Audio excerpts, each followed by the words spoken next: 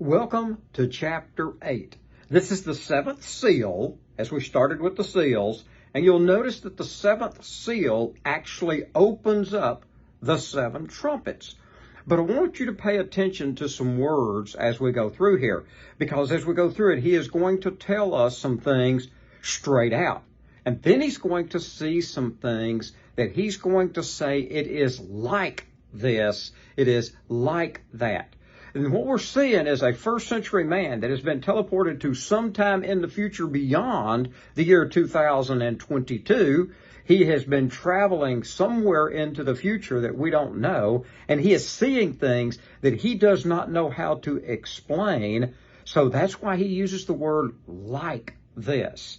Now, chapter 8 is a short chapter in the book of Revelation, and we cover this, but listen carefully at the things that are about to happen, especially how it starts. 8:1. When he opened the seventh seal, there was silence in heaven for about a half an hour. And I saw the seven angels who stand before God, and seven trumpets were given to them. Another angel who had a golden censer came and stood at the altar. He was given much incense to offer with the prayers of all God's people on the golden altar in front of the throne. The smoke of the incense, together with the prayers of God's people, went up before God from the angel's hand. Then the angel took the censer, filled it with fire from the altar, and hurled it on the earth. And there came peals of thunder, rumblings, flashing of lightning, and an earthquake. Now, this is the first of the earthquakes. You'll hear many other earthquakes to come. The trumpets are beginning to sound. In verse 6 it says, Then the seven angels who had the seven trumpets prepared to sound them.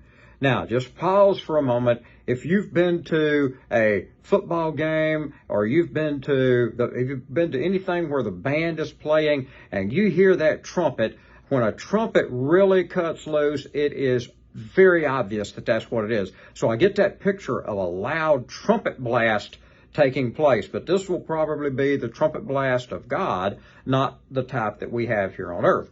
But verse 6 picks up again. Then the seven angels who had the seven trumpets prepared to sound them.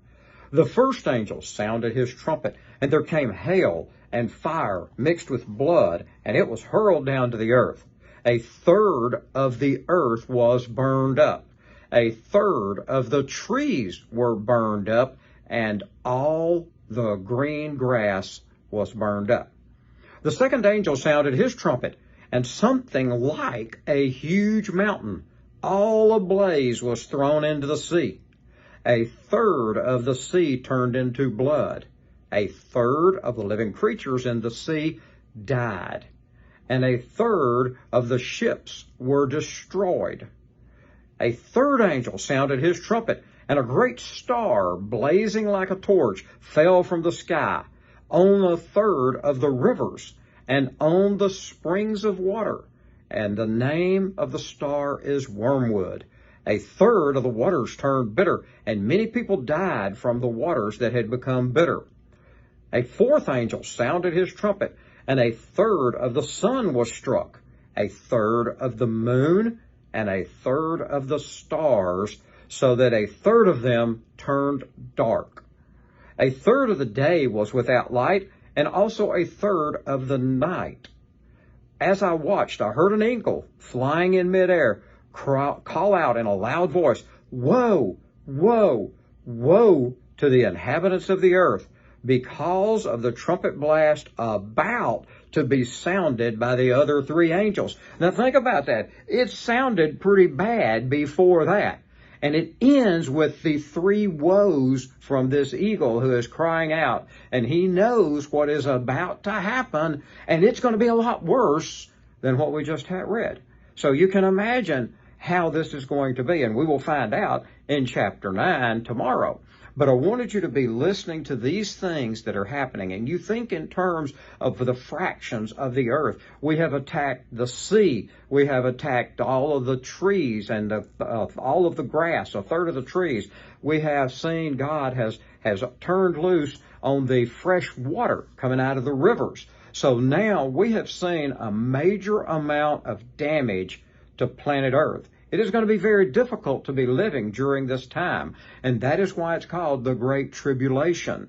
And that's why we know it hasn't happened yet, because we've never experienced anything like this. So I want to say thanks again for staying with me, and look forward to chapter 9, and I hope this is bringing a blessing to you. If not now, certainly later, as this will occur to you and you'll think about it in the future. Thanks again. Have a great day.